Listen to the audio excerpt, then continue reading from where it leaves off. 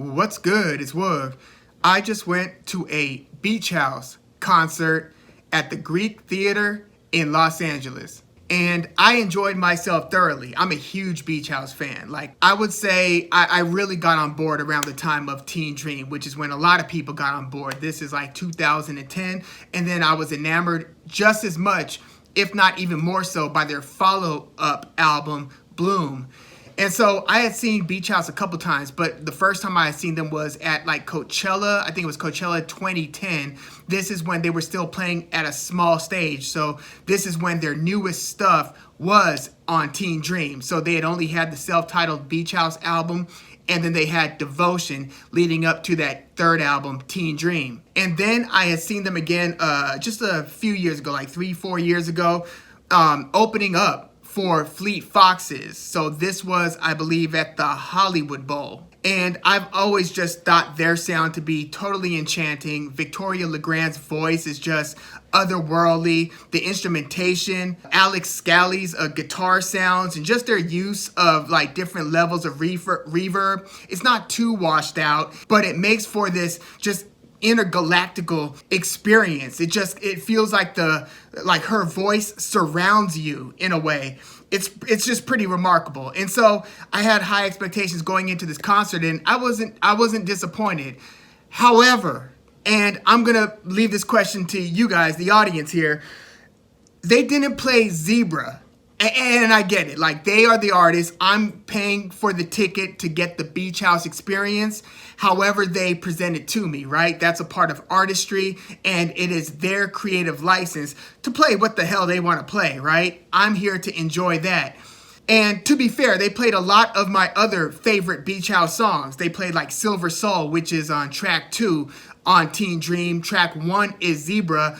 And Zebra was such a big release on that album where Pitchfork's Songs of the Year, I think it was like on that list, but it was pretty much seen to be, a highlight among highlights on that Teen Dream album. But it was the track 1, kind of representing like the next gear that band was hitting. And then it was followed by Silver Soul, and then Norway, and then Walk in the Park. Well, they did play Silver Soul. It was the 4th song of their set list, and that is one of my favorite beach house songs as well. That's the song that Kendrick Lamar's producer used on Money Trees from his Good Kid, Mad City major label debut album. And Beach House also played Myth, which is track 1 from that Bloom album in 2012. They played Drunk in LA from the 7 album, which was their latest album before this new Once Twice Melody album. And, of course they were going to work in a lot of their new material. They just released an album that has like 1 hour and 20 minutes of runtime.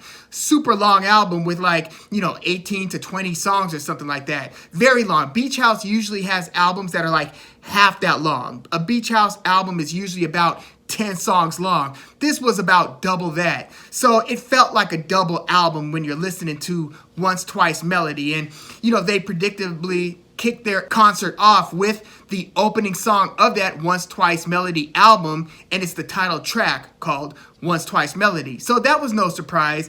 And out of the 16 songs, 18 songs total if you count the encore, 7 out of the 18 songs were from this new Once Twice Melody album, which is understandable. Of course, the band is going to work in their new material. Very good album, by the way. I certainly recommend the listen.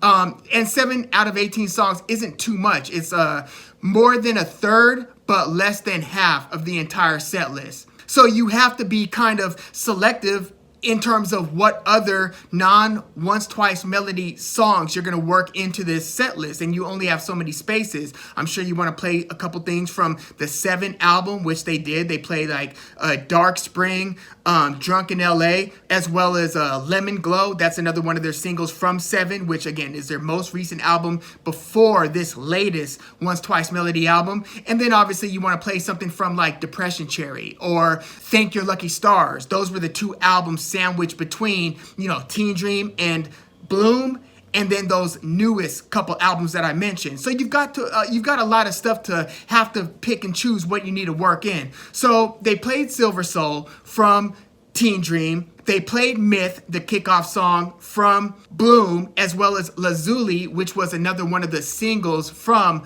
the Bloom album. They didn't play Norway, which is track 3 from Teen Dream, nor did they play the song after that, which is Walk in the Park. Both Norway and Walk in the Park are 2 of my other favorite Beach House songs. So I get it. I'm being super choosy here, right? I'm being very, very stubborn as a fan.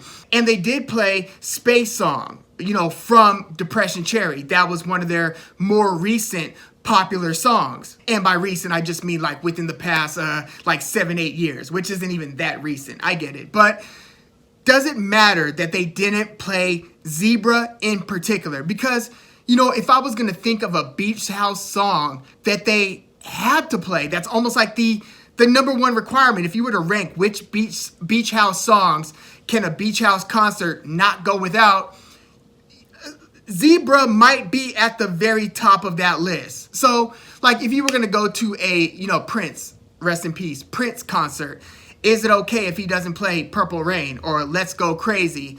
If you went to a Fleet Foxes concert, is it okay if they don't play White Winter Hymnal? If you go to a Vampire Weekend concert, is it okay if they don't play Oxford Comma? If you go to a Tame Impala, you get what I'm saying, right?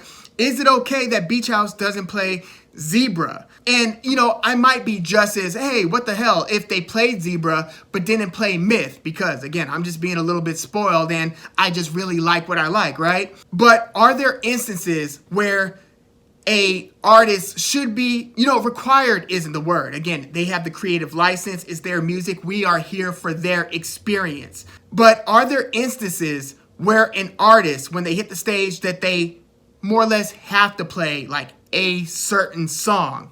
If you could think of any bands where, if you go to their concert, this concert would not be complete without them playing fill in the blank, like Big Thief. Does Big Thief have to play Cattails? That's my favorite Big Thief song. So am I making something out of nothing here? Or should they? Because look, I'm enjoying the concert, song after song. They're playing Pink Funeral from the new song, kind of like a dark and more ominous Beach House track. And then they followed that up with Take Care.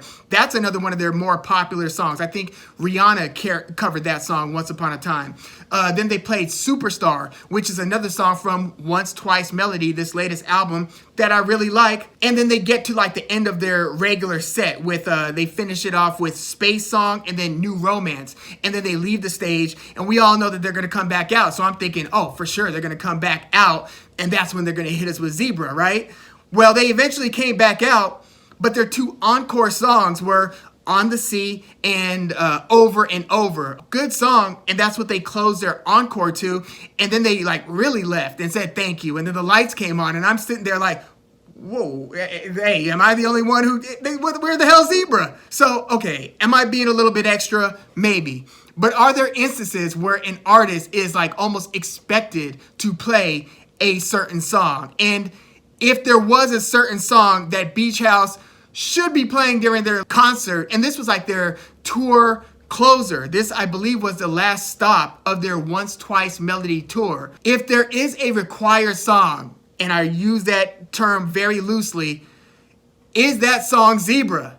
And do I have a right to, as much as I am acknowledging that I enjoyed the hell out of the performance, it was magical. It was as mysterious and engulfing as the Beach House sound is, even though obviously you're able to do certain things with the voice on a studio recording that doesn't translate 100% in the live setting. But I thought that the voice was still super, just a very different tone. I mean, she has such a unique voice. Victoria Legrand does. But I enjoyed the hell out of the performance, but at the same time was where's Zebra? So yeah, let me know what you think about that whole opinion. And if you do have a band or an example of, okay, this band should really play this particular song during their live show. And I did pick up some merch, by the way, at this Beach House song. One of the shirts I'm wearing, it's their Once Twice Melody tour shirt. And then the Beach House stuff on the back. And then I got this one. This is their 7 t-shirt. Even though the pattern is a little bit myth-like, right? And then for my girl, I got this Beach House tee. Once Twice melody. But yeah, let me know what you think. Am I legitimate in my confusion as to where is Zebra? Enjoyed the hell out of the concert. Let me know if you got to go to one of these stops on the Beach House Once Twice Melody Tour. And if you are a Beach House fan, what is your favorite Beach House album? And give me perhaps your favorite 3 Beach House songs. I, again, really like this new Once Twice Melody album too. Although my 2 favorite Beach House albums would still probably be Teen Dream and Bloom. But that could just be me and my nostalgic opinion in that case. Let me know what you think in the comments. Please like the video. Subscribe to the channel if you love music like I do. I'm Woog. Thanks for tuning in.